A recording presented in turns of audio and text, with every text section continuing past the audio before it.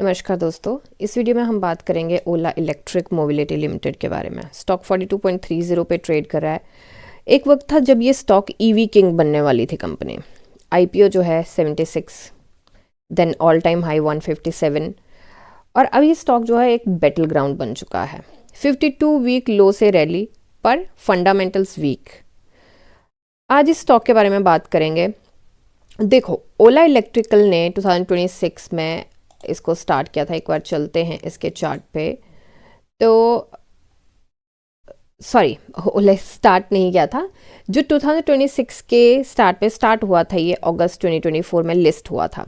ठीक है, तो अभी 2026 के स्टार्ट में इसने जो है 16% के आसपास की अभी तक रैली दिखा दी है। ठीक है, पहले दो ट्रेडिंग सेशन में 12% के आसपास का जंप मिला था। यहाँ पे चेक कर लेते हैं हम। तो यहाँ पे 1 जनवरी और 2 जनवरी, तो यहाँ पे 12% के आसपास का इसको जंप मिला था, और फिर लगातार 4 सेशन तक इसका गेन ही चला है। ठीक है, मार्केट बोल रहा है इलेक्ट्रिक फ्यूचर आ गया, पर होल्ड करने से पहले इसको ये ज़रूर जानना हमें इम्पॉर्टेंट बन जाता है कि ये रैली क्यों है। तो इसके थोड़े से फैक्ट चेक करते हैं। टेक्निकली इसका सीन क्या है। तो टेक्निकली अगर इसके सीन की बात करें तो हम चलते हैं यहाँ पे। तो इसका 50, 100 एंड 200 डीएमए से अभी ये नीचे था, अभी थोड़ा सा 50 डीएमए से ऊपर गया है। 200 डीएमए से अभी भी ये नीचे है। डिलीवरी वॉल्यूम जो है वो कम होता जा रहा है। वॉल्यूम तो यहाँ पे बढ़ रहा है, बट डिलीवरी वॉल्यूम हमारा कम होता जा रहा है। मीनिंग रिटेल पीपल सिर्फ इंट्राडे और स्पेकुलेटिव मनी यहाँ पे चल रहा है, और ऐसा कुछ ये नहीं है कि होल्ड करके घर ले जाया जाए, या इस कंपनी में बहुत ज़्यादा भरोसा नहीं दिख रहा है। शॉर्ट टर्म बाउंस यहाँ पे लग रहा है, पर लॉन्ग टर्म ट्रेंड अभी रिकवरी नहीं हुई है। लॉन्ग टर्म ट्रेंड का कुछ भी नहीं है।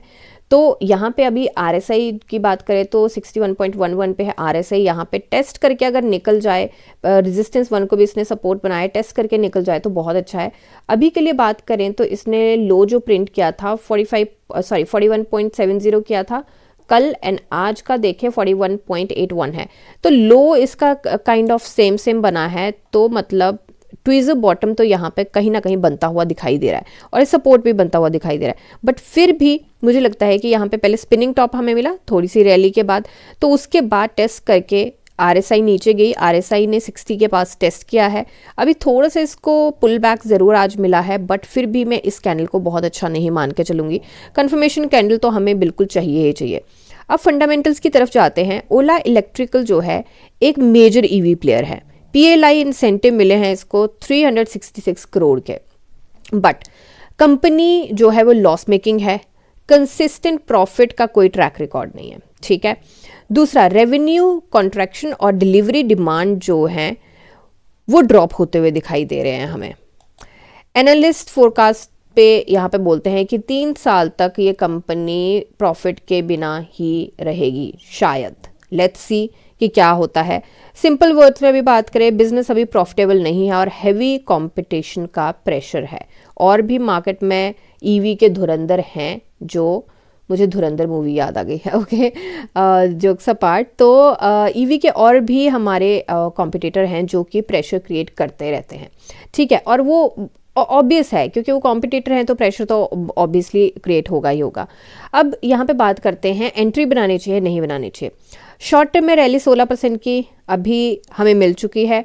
वॉल्यूम बड़ा है, बट हमारे डिलीवरी परसेंटेज जो है वो कम हुआ है। तो लॉन्ग टर्म में जो होल्डर्स है वो कॉन्फिडेंट नहीं है, तो लॉन्ग टर्म के लिए कोई होल्ड नहीं करना चाह रहा है। अब यहाँ पे PLI incentive from government support operational cost, ठीक है, तो वो भी एक पॉइंट है। बट ये याद रखना कि रैली न्यूज़ रिएक्शन पे है, नॉट स्ट्रॉन्ग अर्निंग फंडामेंटल्स। तो इसमें जो है अगर कोई न्यूज़ ऐसी आ गई तो ये धड़ाम से नीचे गिर सकता है। तो अब यहाँ पे बुल और बीस्ट की बात करते हैं। सबसे इम्पॉर्टेंट ये है कि यहाँ पे ईवी फ्यूचर है। ठीक है, एक पॉइंट ये है। डिमांड वापस आ रही है, वो एक पॉइंट है।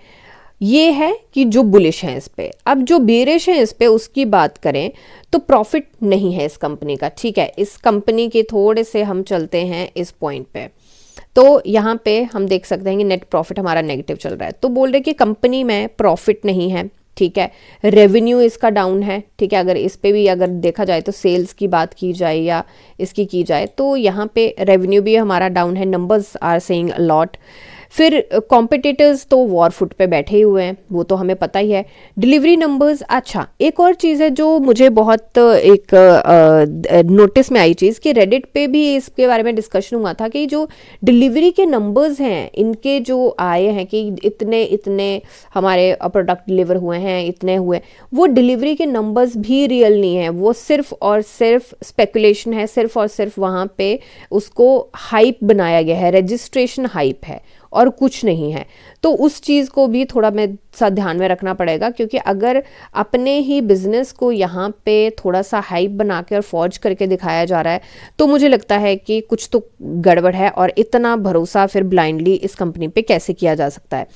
तो अब बात करते हैं कि एंट्री एंड एग्जिट के। शॉर्ट टर्म अगर ट्रेडर हैं तो मुझे लगता है मोमेंटम स्ट्रांग हो सकता है, अगर यहाँ पे वॉल्यूम सस्टेन करता है, आरएसआई टेस्ट करिए और ये अगर निकला यहाँ से तो मुझे लगता है बिल्कुल टाइट स्टॉप लॉस के साथ आप लेके चल सकते हैं, यहाँ पे एंट्री बन सकती है। बट लाइव मार्केट में देखना पड़ेगा कि क्या आता है, और मुझे लगता है इस पॉइंट तक तो एंट्री बनती है।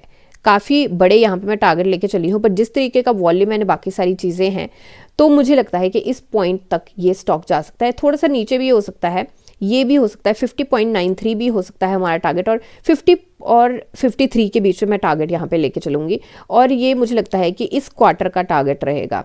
बेसिकली मैं रिजल्ट से पहले का लेके चलना चाहती हूँ, क्योंकि यू नेवर नो कि क्या आता है, थोड़ा सा रिजल्ट से पहले वो भी होता है, एक माहौल, एक हवा सी चलती है कि हाँ स्टॉक्स भाग सकते हैं, अच्छा रिजल्ट आ सकता है, उम्मीद होती है।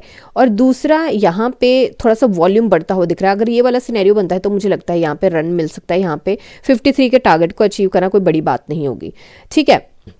लॉन्ग टर्म इन्वेस्टर्स के लिए मुझे लगता है कि दिस इज टू अर्ली।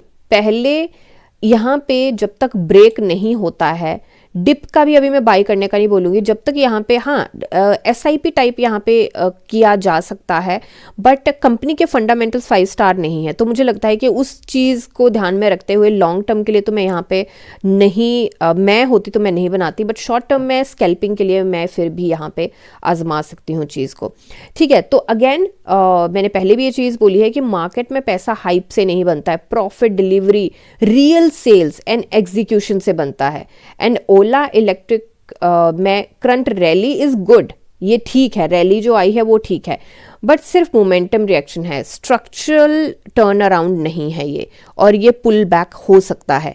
तो फंसने से अच्छा है कि थोड़ा सा कैलकुलेटिव तरीके से चलें। ये टारगेट हम ज़रूर लेके चले हैं, बट ये हाई रिस्क हाई गेन है, तो इस चीज़ को ध्यान में रख के ज़रूर चलें, ठीक है। और अभी के लिए डिलीवरी परसेंटेज इसका देखें तो प्राइस बैंड 10% का है।